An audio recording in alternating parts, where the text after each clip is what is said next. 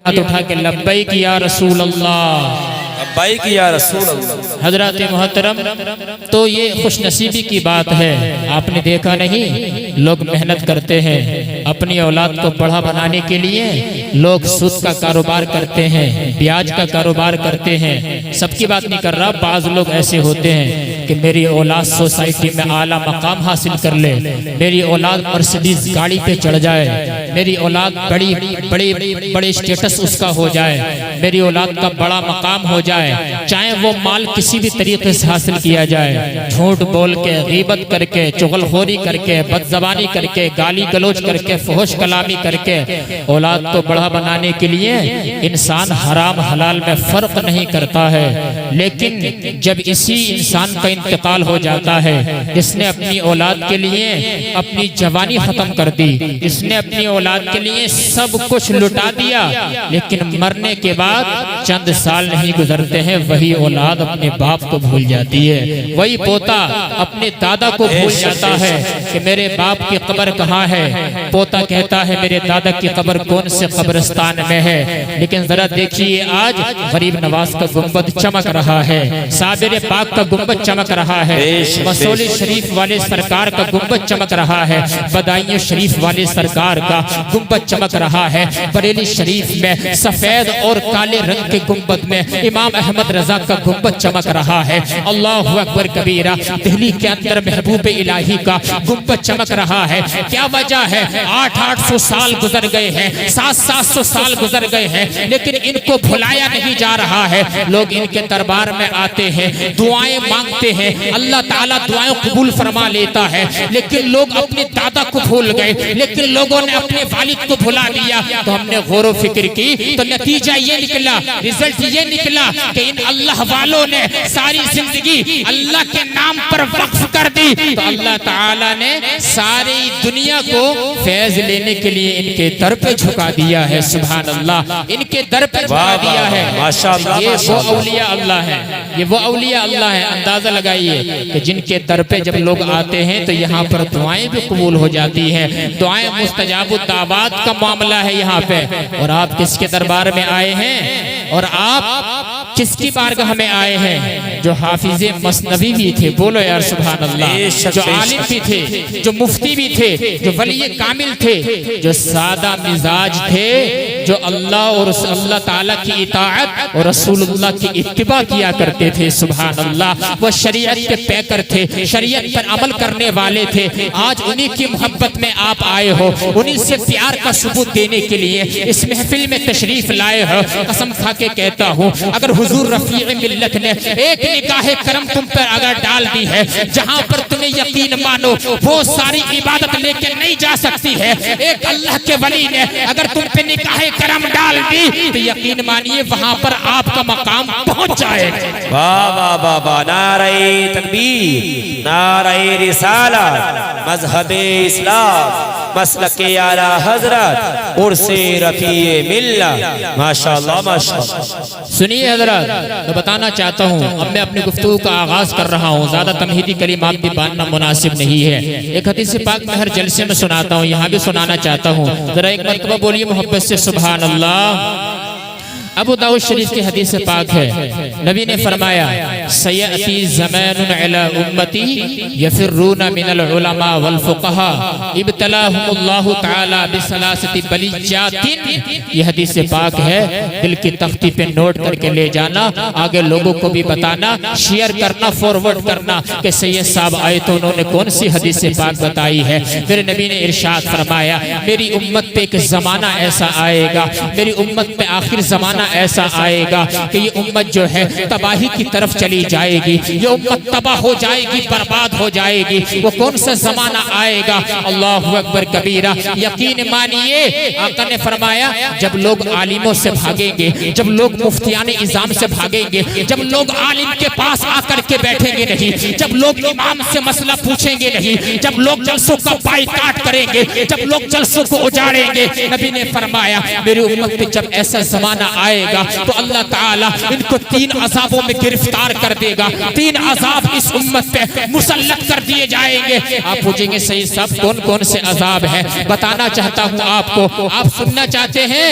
ذرا بولیے محبت سے سبحان اللہ. یہ حدیث پاک سنا رہا ہوں، حالانکہ مجھے 2 ادھر اور 4 ادھر کی بھی آتی ہیں، وہ بھی سنا سکتا ہوں، لیکن جلسہ اتنی محنت سے کیا کمیٹی والوں نے اور ہمارے سید صاحب نے، مولانا عتیق، سب لوگوں نے مل کے تو کم سے کم یہاں سے جو ہے ایک اچھا میسج بھی پہنچانا چاہیے. بولو سبحان اللہ. آقا نے فرمایا جو لوگ جلسوں کو اجاڑتے ہیں، لوگ کہتے ہیں جلسوں میں جا کر کے کیا ملے گا. بہت سے مولوی لوگ آتے ہیں، طرح طرح کی باتیں کرتے ہیں. جلسوں کو برا کہنے والوں، عالموں کی غیبت کرنے والوں، حدیث پاک سن کر کے جاؤ اور لوگوں کو بتاؤ. آقا نے فرمایا جو لوگ عالموں سے بھاگیں گے، جو لوگ مفتیان اعظام سے بھاگیں گے، ان پہ 3 عذاب مسلط کر دیے جائیں گے.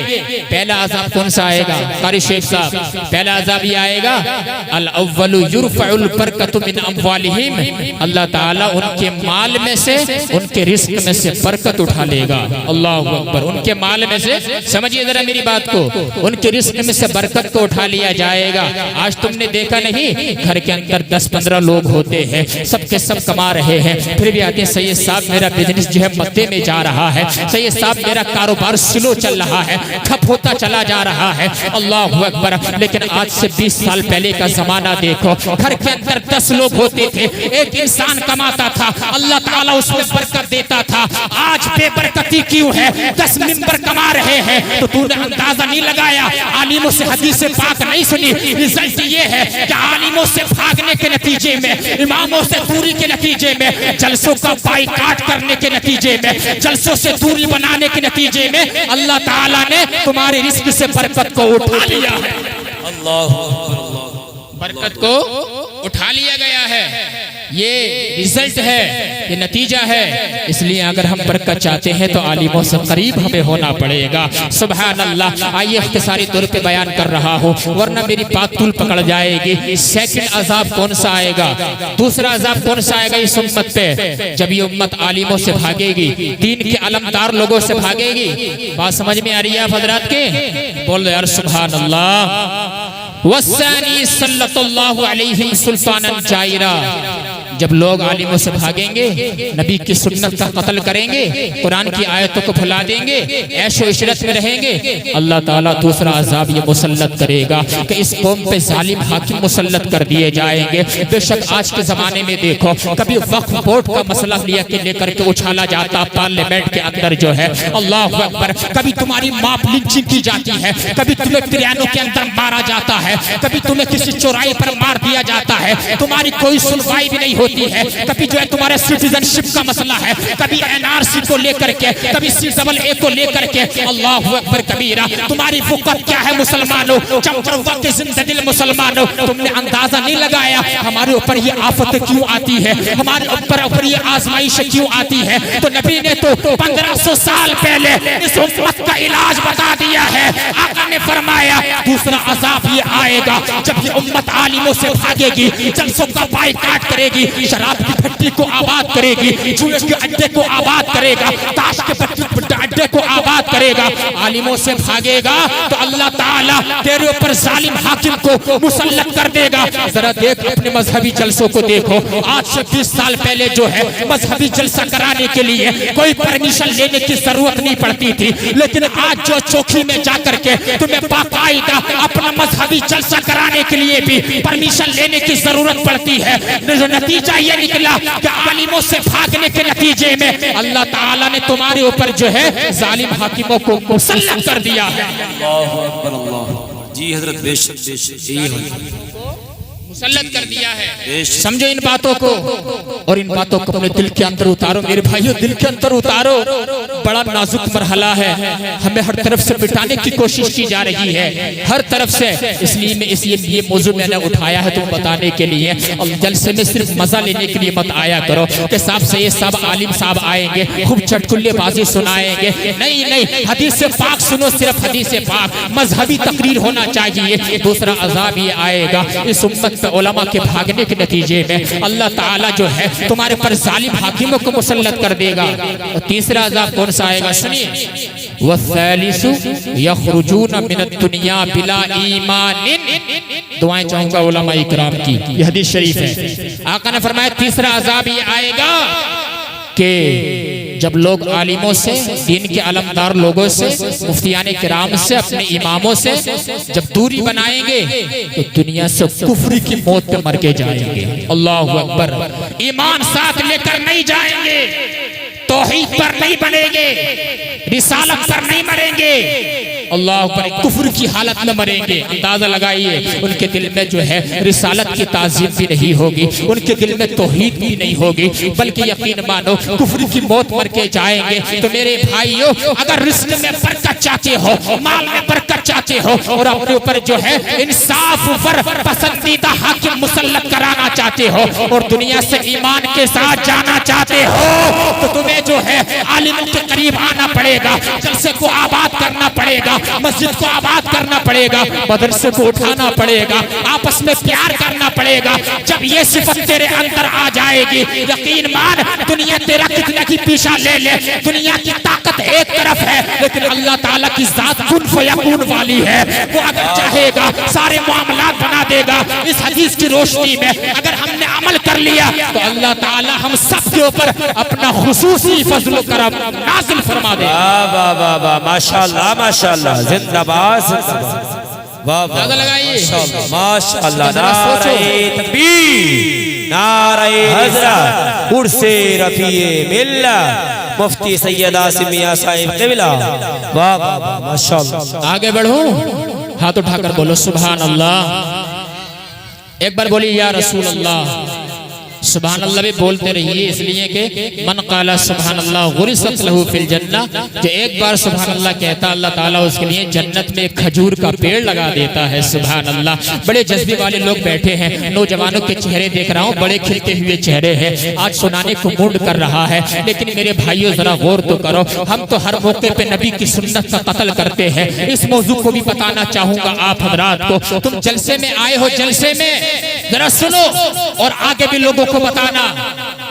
آج لوگ جو ہیں جلسوں کا بائیکاٹ بھی کرتے ہیں، شفیق صاحب قبلہ، اور جو ہے لوگ جو ہے میلاد النبی سے بھی دور کرتے ہیں، جلوس محمدی کو بھی بدعت بتاتے ہیں، اس کے علاوہ جھنڈے لگانے کو بدعت بتاتے ہیں.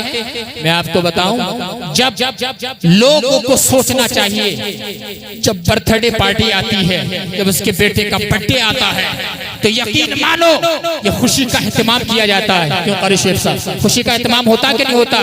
جب تیرے بیٹے کا برتھ ڈے آتا ہے تو جو کئی ہزار کے کیک لا کر کے کاٹتا ہے اور خوشی کا اہتمام کرتا ہے. اللہ اکبر کبیرہ. جب تیرے بیٹے کی ختنہ آتی ہے، بڑی محنت کرتا ہے، کئی ہزار روپے خرچ کر دیتا ہے. حضرات گرامی، لیکن جب نبی کا میلاد النبی کا مہینہ آتا ہے، اس وقت جو ہے تیرے حالات کیوں بگڑ جاتے ہیں؟ اس وقت جو ہے تجھے مرچ کیوں لگتی ہے؟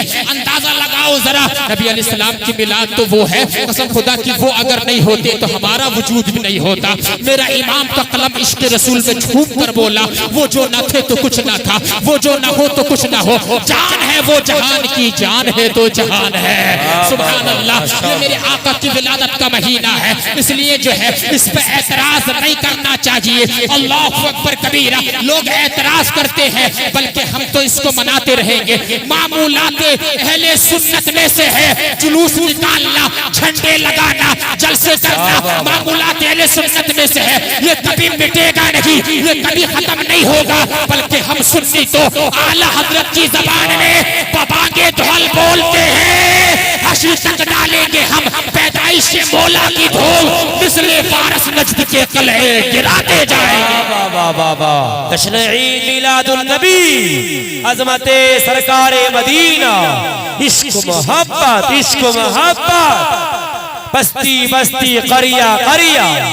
بولیے محبت سے سبحان اللہ. اندازہ لگائیے، جلوس تو ختم نہیں ہوگا، جھنڈے لگانا بھی ختم نہیں ہوگا، اور مزارات اولیاء پہ جانا بھی ہمارا ختم نہیں ہوگا. بول دو سبحان اللہ. لیکن ذرا دیکھو، جلوس تم کرتے ہو، اپنے گھروں کی چھتوں پہ جھنڈے بھی لگاتے ہو، لگانا چاہیے. سید الملائکہ حضرت جبریل امین کی سنت ہے. مزارات اولیاء پہ بھی آنا چاہیے، مستحب کام ہے. لیکن ذرا دیکھو، ہم صرف جلسوں والے ہو کر کے نہیں رہنا چاہیے. صرف ہم نے جلوس نکالا، اس کے بعد جب تمہارے گھر میں کوئی خوشی آئی، اندازہ لگاؤ میرے بھائی، جب خوشی آئی کوئی تو اس موقع پر جو ہے لوگ رقاصاؤں کو بلا کے 2-2 لاکھ روپے دے کے اللہ اکبر، کبھی انیس صابری قوال کا پروگرام کرایا جاتا ہے، کبھی کسی رقاصہ ناچنے والی کو بلا کر کے اتنا لمبا چوڑا پروگرام کرایا جاتا ہے کہ آنکھیں بدنگاہی کا شکار ہو جاتی ہے۔ تمہیں معلوم نہیں ہے کیا امام شافعی کا فتویٰ ہے، جس کی نگاہ جو ہے حرام کو دیکھے گی اس کا قوت حافظہ کمزور ہو جاتا ہے۔ اللہ اکبر کبیرہ، جب تیرے بیٹے کا برتھ ڈے آتا ہے تب تو ڈی جے بجاتا ہے، جب تیرے بیٹے کی ختنہ آتی ہے تب تو گناہوں میں لپت ہو جاتا ہے، جب تمہارے گھروں پہ شادی آتی ہے قسم خدا کی نبی کی سنتوں کو قتل کرتے ہو، بلکہ ہمیں تو جو ہے نبی کی سنتوں کا قتل نہیں کرنا چاہیے، بلکہ اپنے بیٹے کی مٹھی میں یہ پلا دینا چاہیے، اسے علم دینا چاہیے، بیٹے جلوس میں نکالنا، جھنڈے بھی لگانا، اس کے علاوہ جلسے میں بھی جانا، لیکن نبی کی سنت کو بھی زندہ کرنا، اس کو مٹنے مت دینا، دنیا کے جس کونے پر جانا نبی کی سنت پہ عمل کرتے نظر آنا، اور ہمارا معاملہ تو چاہے خوشی کا ہو چاہے غم کا معاملہ ہو، ہمیں تو ہر وقت اپنی زبان میں یہ کہنا چاہیے کہ انہیں جانا انہیں مانا، نہ رکھا غیر سے کام، للہ الحمد میں دنیا سے مسلمان گئے۔ واہ واہ واہ واہ، ماشاءاللہ ماشاءاللہ یا رسول اللہ۔ ارے زور سے جواب دو یار، نعرے کا زور سے۔ زندہ باد زندہ باد، مرحبا مرحبا مرحبا، ماشاءاللہ، لبیک یا رسول اللہ، لبیک یا رسول اللہ، واہ، اللہ اکبر یا رسول اللہ، ماشاءاللہ۔ اچھا ادھر والے نہیں بولے قاری شیخ صاحب یہ اندھیرے کا فائدہ اٹھا رہے ہیں کیا؟ اللہ تعالیٰ جنہوں نے یہ نعرہ لگایا ہے، کیا نام ہے بھائی آپ کا؟ اچھا رفیع صاحب، اللہ تبارک و تعالیٰ ان کو اسی سال مدینہ منورہ کی زیارت نصیب فرمائے، آمین آمین، ماشاءاللہ۔ اللہ تعالیٰ ہم سب کو بھی مدینہ منورہ کی زیارت نصیب فرمائے، کعبۃ اللہ کا دیدار نصیب فرمائے۔ آئیے تھوڑی دیر اور میں آپ کو ضروری باتیں کرنا چاہتا ہوں آپ حضرات سے، اگر آپ کو اچھا لگ رہا ہے ذرا محبت سے بول دیں سبحان اللہ۔ یہ علماء کرام میری سپورٹ میں میری حمایت میں ہیں، ان کی دعائیں لے کر کے میں بول رہا ہوں، ایک بار بولیے ذرا پیچھے والے سبحان اللہ۔ حضرات دیکھیے نبی کی سنتوں کا قتل کرتے ہیں، اچھا نبی کی سنتیں کتنی ہیں آپ بتا سکتے ہیں مجھے؟ آپ صرف جو ہے 10 سنتیں بتا کر ختم کر دیں گے بات، جبکہ آپ کو بتاؤں حکیم الامت مفتی احمد یار خان رحیمی نے اپنی کتابوں کے اندر حضور علیہ السلام کی 450 سنتیں ذکر فرمائی ہیں، بولو سبحان اللہ، کتنی سنتیں زور سے بولو، 450 سنتیں ذکر فرمائی ہیں۔ قسم خدا کی نبی کی سنت کو زندہ کرنا چاہیے، آقا نے فرمایا تھا قسم خدا کی جس نے جو ہے میری سنت سے پیار کیا تو اس نے مجھ سے پیار کیا، اور جس نے مجھ سے پیار کیا وہ جنت میں بھی میرے ساتھ جائے گا۔ آئیے بات آگے بڑھا رہا ہوں، قتل مت کرو نبی کی سنتوں کا۔ آج ہم کتنی سنتوں پہ عمل کرتے ہیں، سنتوں کو جا لوگ جو ہیں نماز بھی دھڑلے سے چھوڑتے ہیں، نمازوں کوئی پابندی نہیں ہے۔ جس کے عرس میں تم آئے ہو رفیع ملت کے، یقین مانو ہم نے تو ان کو دیکھا نہیں ہے، لیکن یہ علماء بیٹھے انہوں نے صحبتیں اٹھائی ہیں، ان کی جو ہے ایک وقت کی نماز بھی قضا نہیں ہوئی ہوگی، کیوں؟ ایک وقت کی نماز بھی ان کی قضا نہیں ہوئی ہوگی۔ سنت کو قتل مت کرو، فرض کو فرض کے خانے میں رکھو، واجب کو واجب کے خانے میں رکھو، مستحب کو مستحب کے خانے میں رکھو۔ آؤ تمہیں بتاتا ہوں جو لوگ سنتوں کا قتل کرتے ہیں ان کے لیے کتنی بڑی جو ہے بیماری میں وہ مبتلا ہو جاتے ہیں۔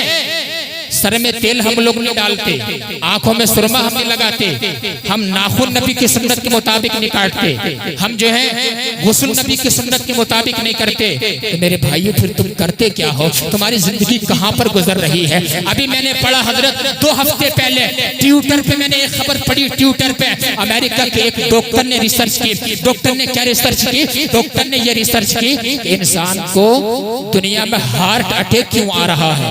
دعائیں چاہوں گا علماء دنیا میں ہارٹ اٹیک کی بیماری کیوں بڑھ رہی ہے؟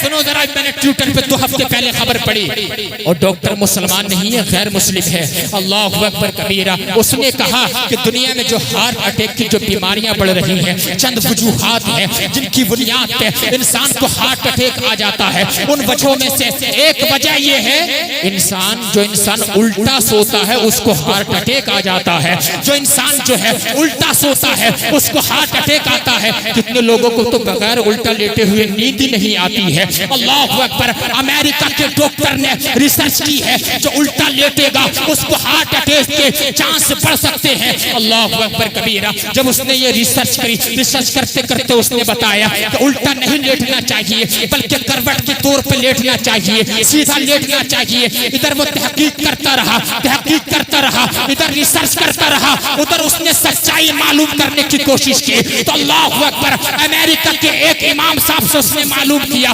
امام صاحب نے، عالم صاحب نے بتایا کہ یہ تو تم آج ریسرچ کر رہے ہو کہ اگر کوئی انسان الٹا سو گیا اس کو ہارٹ اٹیک آ سکتا ہے، اس کو ہارٹ اٹیک کے چانس بڑھ سکتے ہیں، لیکن ہمارے نبی نے آج سے 1500 سال پہلے حضرت ابو ذر غفاری سے فرمایا تھا، ابو ذر غفاری الٹے مت لیٹو، انہا فجعت اہل النار، الٹا لیٹنا جہنمیوں کا طریقہ ہے، یہ جہنمیوں کا طریقہ ہے۔ ڈاکٹر حیران ہو کر کے رہ گیا۔ ڈاکٹر نے کہا ارے یہ تو بتاؤ تمہارے نبی کا نام کیا تھا؟ کہ ہمارے نبی کا نام محمد الرسول اللہ ہے۔ کہ انہوں نے یہ تعلیم دی ہے؟ کہا بے شک ہم ان کی یہ تعلیم ہے۔ ڈاکٹر نے ریسرچ کی، ادھر سچائی عالم صاحب سے جب اس کو پتا چلی تو ڈاکٹر نے کہا میری ریسرچ جو ہے پیغمبر اسلام معلم کائنات مسلمانوں کے نبی کی تعلیم کے پیچھے جو ہے ان کے مقابلے میں میری ریسرچ ان کے قدموں کی دھول بھی نہیں ہے۔ انہوں نے جو ہے 1500 سال پہلے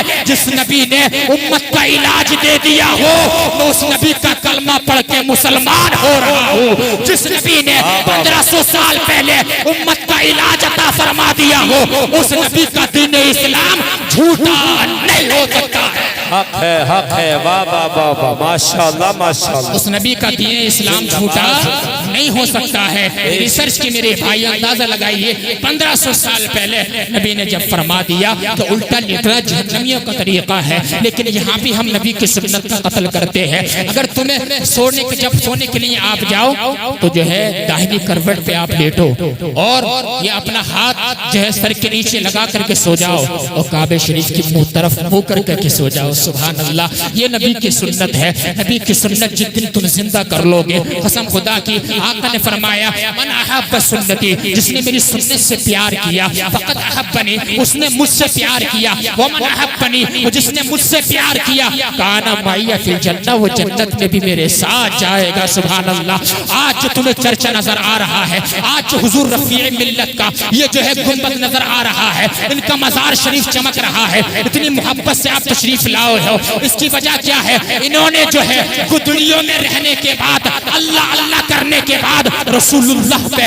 درود پاک پڑھنے کے بعد، انہوں نے اپنے نفس امارہ کو مارنے کے بعد نفس لوامہ کی منزل کو حاصل کیا ہے۔ نفس لوامہ کی منزل کو حاصل کرنے کے بعد جو ہے انہوں نے نفس مطمئنہ کی منزل کو حاصل کیا ہے۔ نفس مطمئنہ کی منزل کو حاصل کرنے کے بعد نفس راضیہ پہ پہنچ گئے ہیں، نفس مرضیہ پہ پہنچ گئے ہیں۔ جب انہوں نے اپنے نفس کو مار دیا ہے اللہ تعالیٰ کی رضا کی خاطر، تو اللہ تعالیٰ کا یہ وعدہ ہے جو میرے لیے کام کرتا ہے، جو میرے لیے جیتا ہے، میرا پیغام آگے پہنچاتا ہے اور میرے لیے شیطان کو مار دیتا ہے، نفس کو مار دیتا ہے، اللہ فرماتا ہے میں اس کا ذکر مٹنے نہیں دیتا ہوں۔ جس نے سارے کام میرے لیے کیے، اللہ فرماتا تا قیام قیامت اس کا ذکر ہمیشہ لوگوں کی نظروں میں اجاگر رہے گا، سبحان اللہ، زندہ رہے گا۔ اس لیے کہ ان اللہ والوں نے ہمیشہ جو ہے اللہ تعالیٰ کی حمد بیان کی ہے، رسول اللہ کی تعریف کی ہے، ہمیشہ جو ہے اللہ کی اطاعت،